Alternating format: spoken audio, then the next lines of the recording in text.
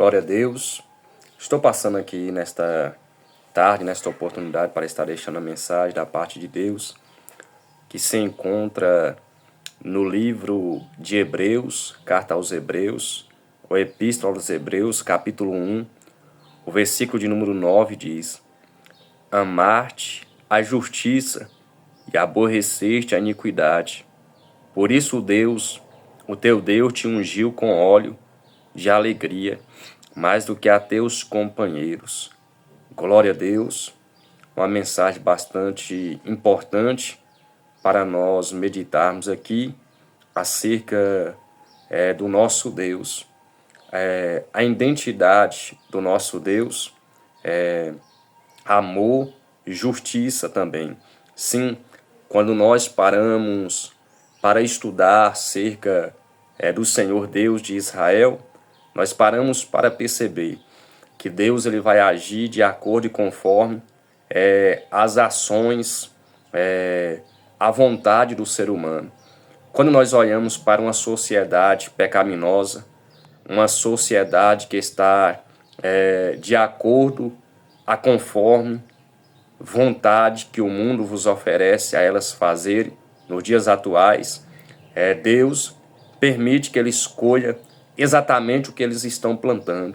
Quando nós olhamos, Paulo escreve Gálatas, capítulo 6, versículo 7, dizendo: Não erreis, de Deus ninguém se zomba, Deus não deixa ser escarnecido por ninguém. Tudo que o homem plantar, certamente é o que ele colherá. Ou seja, nós vivemos a lei da semeadura. Deus é um Deus justo. Ele vai permitir que o homem planta e colhe exatamente aquilo que ele plantou, ele também vai colher.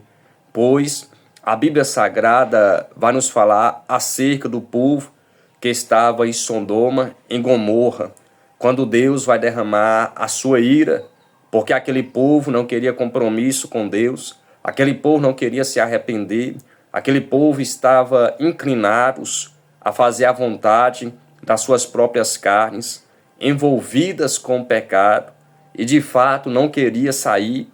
A Bíblia Sagrada vai nos dizer que quando Ló, juntamente com a sua esposa, as suas duas filhas, sai de Sodoma e Gomorra, Deus, ele destrói aquela cidade com fogo e enxofre.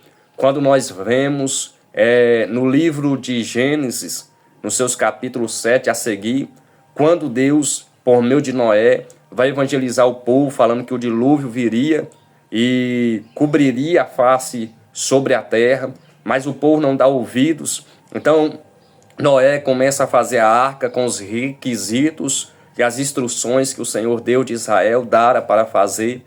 E depois que a arca é construída, ele entra para dentro juntamente com os seus 3 filhos, Cã, Sem, Jafé, e também com as suas 3 noras, sua esposa, e animais conforme a sua espécie, cada um é do seu gênero. Deus faz com que entra também para dentro da arca para preservar a natureza lá na frente. A Bíblia Sagrada vai nos dizer que o povo, não ouvindo a voz do Senhor Deus de Israel, sofreu conforme as suas próprias consequências. Ele sofreu conforme as suas próprias atitudes, sofreu com as suas próprias vontades, seus próprios desejos. Eles acabaram sendo destruídos pelo dilúvio, pela ira do Senhor Deus de Israel. A Bíblia diz em Hebreus capítulo 1, versículo 9, que eu li, a Bíblia fala que amar-te a justiça, ou seja, Deus ama aqueles que fazem as coisas corretas, aqueles que observam a sua palavra e foge do engano, foge da mentira, foge do adultério, foge da prostituição. Ou seja, Deus ama aqueles que eles andam em justiça, andam em verdade. Por isso que a Bíblia Sagrada vai dizer: bem-aventurados são aqueles que praticam a justiça por causa do meu nome. Eles são odiados por causa dos ímpios, são odiados por causa da verdade, são odiados pelos ímpios por causa da verdade, porque tem pessoas que estão enquadradas em um cenário, que estão conformados, mas quando vê uma verdade que vai confrontar os seus pecados, seus atos pecaminosos, as suas abominações, eles se levantam e começam a irar contra o povo de Deus. Mas o nosso galardão está nos céus, independentemente que nós percamos as nossas cabeças, independentemente que nós somos crucificados como Pedro de cabeça para baixo, somos decapitados como Paulo, cerrado pelo motosserra como o profeta Isaías, somos lançados em um caldeirão de óleo fervente como o apóstolo João, independentemente de nos perseguir por causa da verdade que nós pregamos, a convicção há uma casa preparada, há uma morada preparada que Jesus foi preparar em João capítulo 14, versículo 1. Ele diz: não se preocupa com as perseguições, não se preocupa com as dificuldades, não se preocupa com o que vocês irão sofrer, irão padecer por causa do meu nome. Ele está dizendo: não se turbe o vosso coração por causa disso, mas credes em Deus, credes também em mim, porque na casa de meu Pai, ô glórias, há muitas moradas. Se não fosse assim, eu não teria dito: vou preparar moradas e voltarei para onde que eu esteja, vocês estejam também.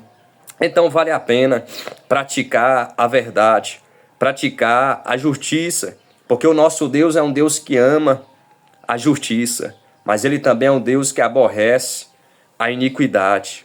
Quantas pessoas estão na prática da iniquidade, estão no pecado, na idolatria, se prostrando diante a ídolos? Quantas pessoas estão na iniquidade, pessoas que deixaram o gênero natural de Deus e se envolveram com homens, mulheres com mulheres? Quantas pessoas estão praticando a prática da iniquidade, que Deus aborrece, que Deus trará ira sobre vocês? Haja vista e porventura, se vocês não se arrependerem, vocês sofrerão a ira de Deus, que está escrito no capítulo de número 7, versículo de número 17, capítulo 6, 17 de Apocalipse. Aquele dia será conhecido como o grande dia da sua ira.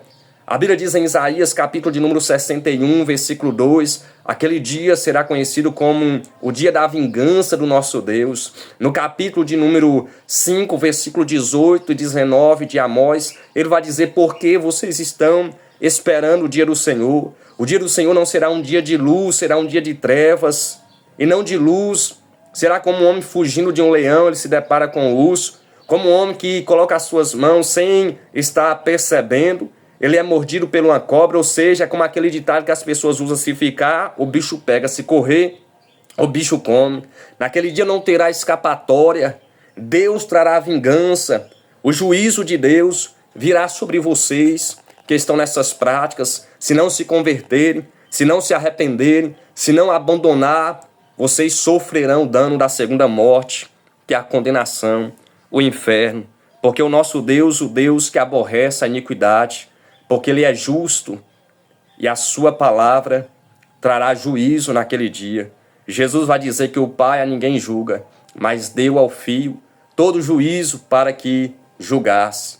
Então naquele dia, muitos que estão vivendo uma vida de engano, de ilusão, uma vida no álcool, na bebida, no fumo, no cigarro, muitos que não deixaram as práticas dos seus pecados, os seus atos, não foram limpos pelo sangue da nova aliança, que não foram alcançados por este sangue, que não foram alcançados por Cristo, nosso Senhor e Salvador, que é o único meio, o acesso que leva o homem a Deus. Por isso que Paulo vai escrever a Timóteo, dizendo no capítulo de número 4, versículo 12 a seguir, de 1 Timóteo: porque há um só Deus, capítulo 2, versículo 14 a seguir, há um só Deus e um só mediador entre Deus e os homens, Jesus Cristo, o homem. Ou seja, só Cristo pode mudar a tua história.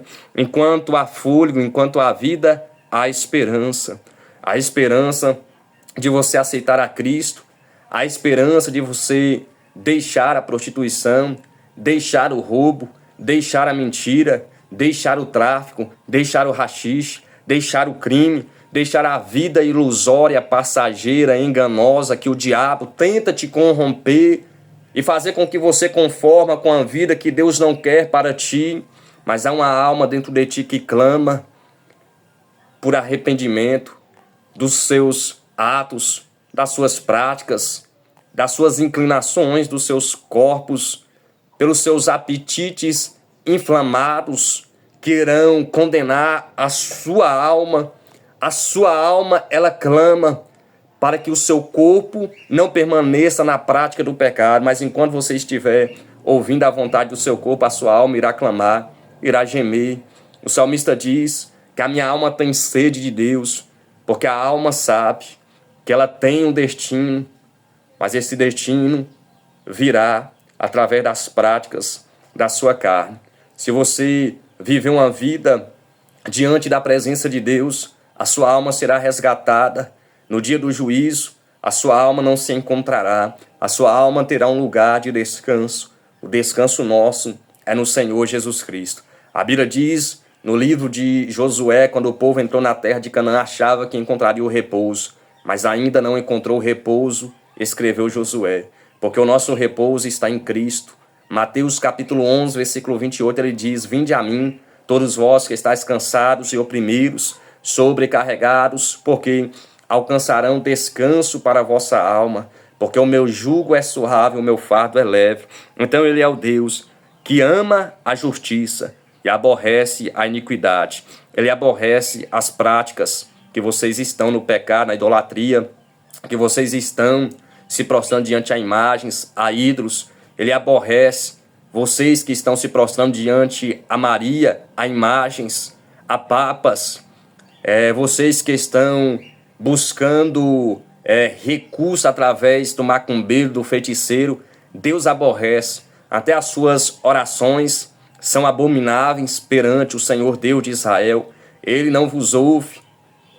Isaías capítulo 1, versículo de número 15, porque as suas mãos estão cheias de sangue, as suas práticas são de acordo à vontade que o diabo quer para vocês, mas Deus, Ele quer que vocês se arrependam.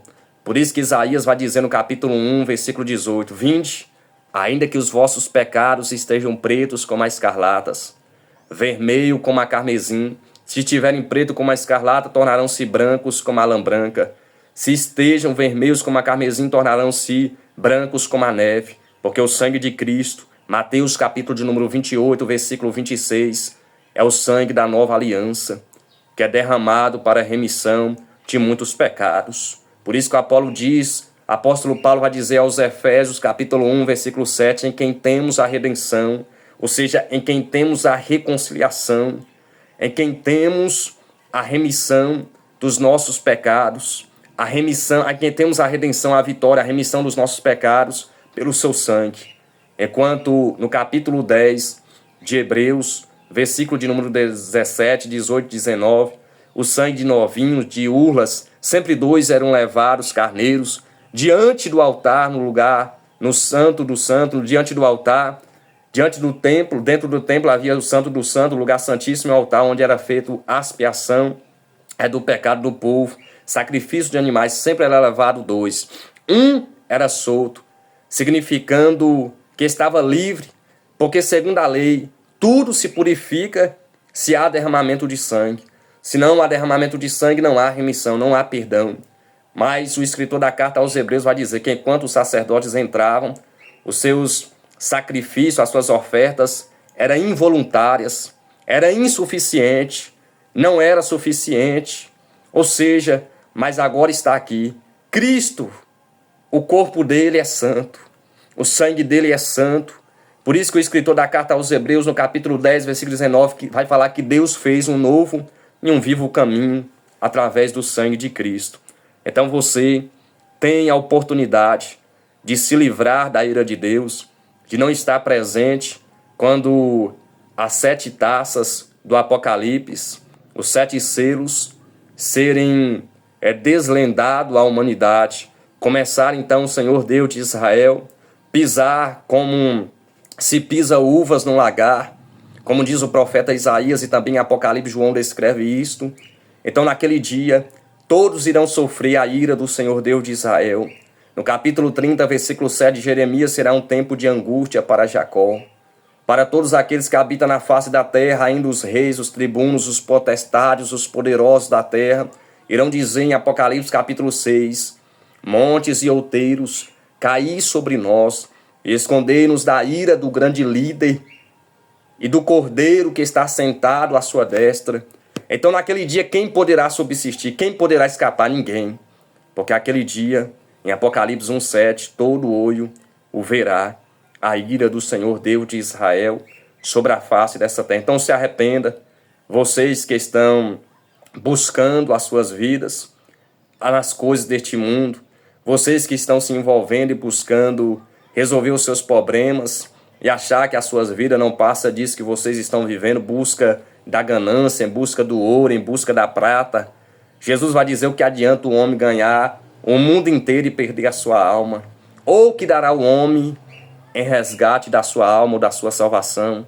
Só uma coisa que dará o homem: arrependimento, confessando a Cristo como seu Salvador, como diz o apóstolo Paulo em Romanos, capítulo 10, versículo de número 9 e 10.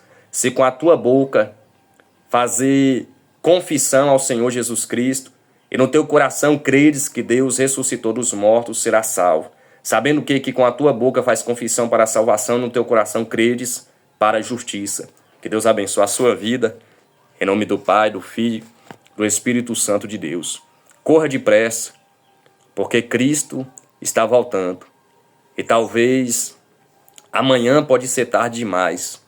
Porque digo-vos, Tiago 4,14, que a vida é comparada a um vapor que aparece e logo desaparece. Ou aparece e logo desvanece, assim as vossas vidas. Por isso que o escritor da carta aos Hebreus ainda diz no capítulo 9, versículo de número 27 e 28, que depois da morte segue-se o juízo de Deus, porque Deus ordenou o homem morrer uma vez só. Então busque a Ele enquanto você tem vida, enquanto você pode fazer uma aliança, enquanto você pode fazer alguma coisa para Ele, enquanto você pode tomar decisões e iniciativa da sua vida, porque cada um dará conta de si mesmo, das suas práticas, que cometeram na face dessa terra. Mas que Deus vos abençoe em nome de Jesus. Deus abençoe.